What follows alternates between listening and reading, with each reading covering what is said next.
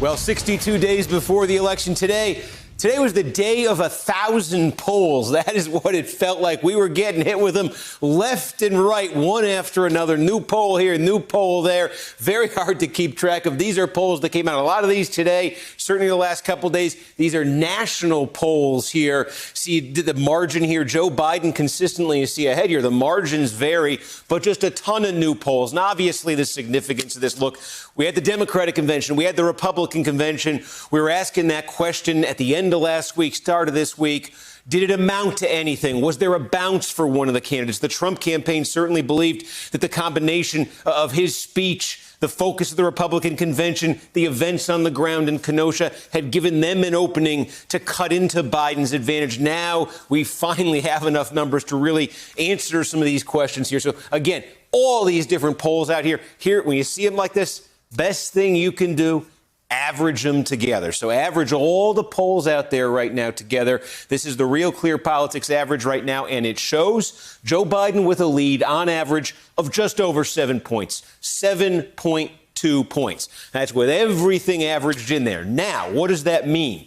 If you go back exactly 1 month ago, let's go back to the start of August. This is before the Democratic convention, before the Republican convention, before Kenosha. What was the national polling average?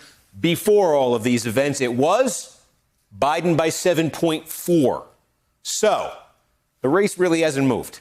That's the upshot of all. That's how it works with this stuff. You have major events. You ask, does this affect it? Is this going to affect the numbers? You wait, you get the numbers, and you get an answer. Right now, at least right now, we've not seen significant movement in this poll, a significant change in the polling from a month ago. This is actually a pretty steady state race. That's what it's telling us. Now, that can obviously change. We'll keep monitoring the polls, but big question we were asking a week ago was, was this going to be down to 6, 5, 4, something like that?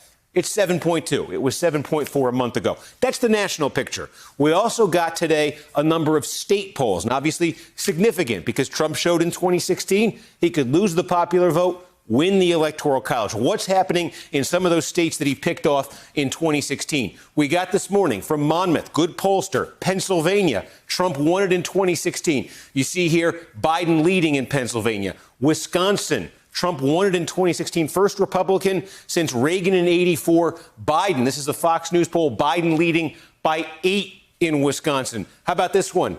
Arizona. No Democrats carried it since Clinton in his '96 reelection campaign.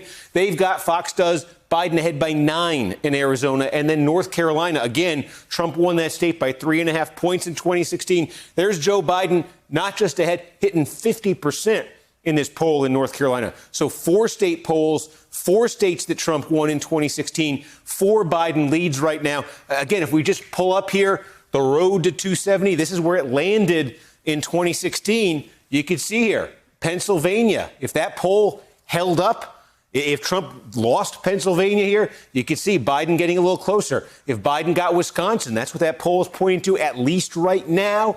Biden gets closer. Arizona, those 3, that would put Biden over. I don't know, let's say he misses in Arizona, somehow gets North Carolina. These are the states, just the 4 states we got polls in today. You play with different combinations here.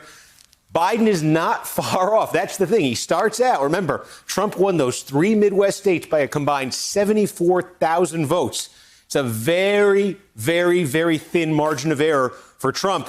4 state polls today, 4 Biden leads. Trump's got some catching up to do. That's the upshot.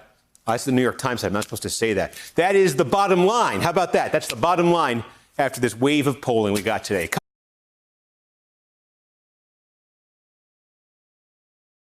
Hey there, I'm Chris Hayes from MSNBC. Thanks for watching MSNBC on YouTube. If you want to keep up to date with the videos we're putting out, you can click subscribe just below me or click over on this list to see lots of other great videos.